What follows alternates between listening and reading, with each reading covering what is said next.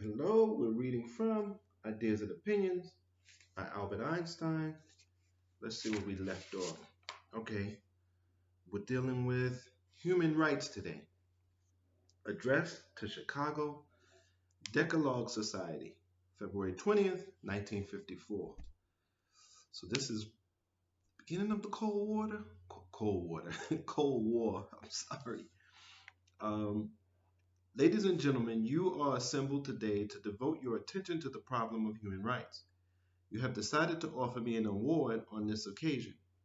When I learned about it, I was somewhat depressed by your decision.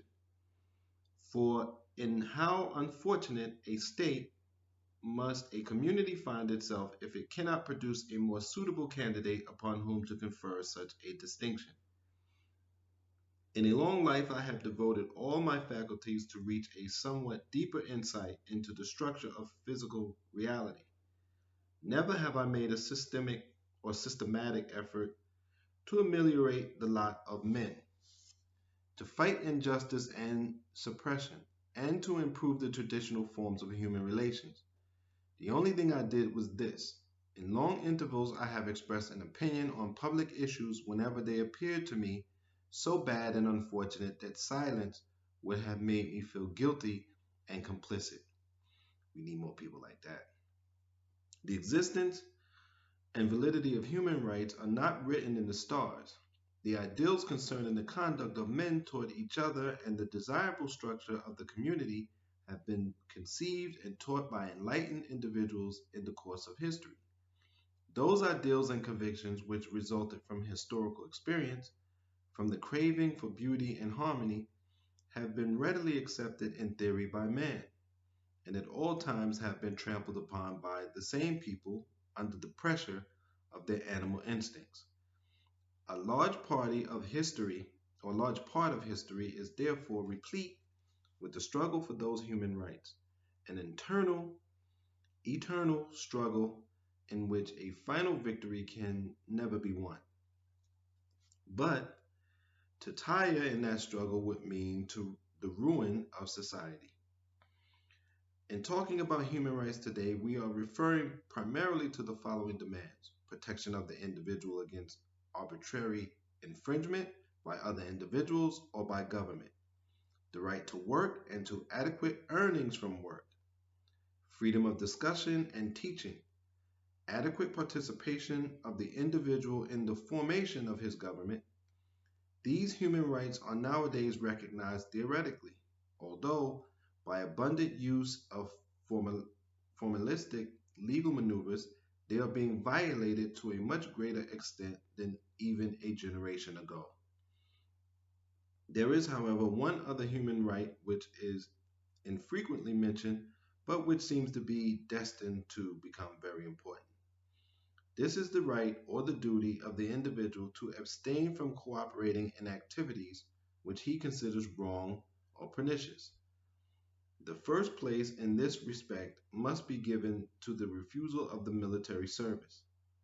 I have known instances where individuals of unusual moral strength and integrity have for that reason come into conflict with the organs of the state. The Nuremberg trial of the German war criminals was tacitly based on the recognition of the principle: criminal actions cannot be excused if committed on government orders. Conscience supersedes the authority of the law of the state. The struggle of our own days is being waged primarily for the freedom of political conviction and discussion as well as for the freedom of research and teaching. The fear of communism has led to practices which have become incomprehensible to the rest of civilized mankind and exposed our country to ridicule. How long shall we tolerate that politicians hungry for power try to gain political advantages in such a way? Sometimes it seems that people have lost their sense of humor to such a degree that the French saying, ridicule kills, has lost its validity. So there you have power hungry politicians. And here you have a politician who tells his white supremacist friends or minions who are equivalent to the brown shirts to stand by. But Albert Einstein was telling us in 1954 we need freedom and we need politicians that are not hungry for power.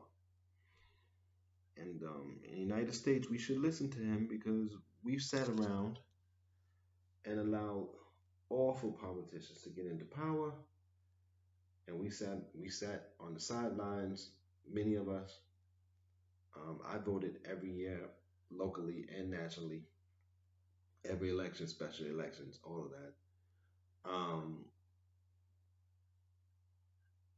Since I was 18, I'm 49, so you do the math.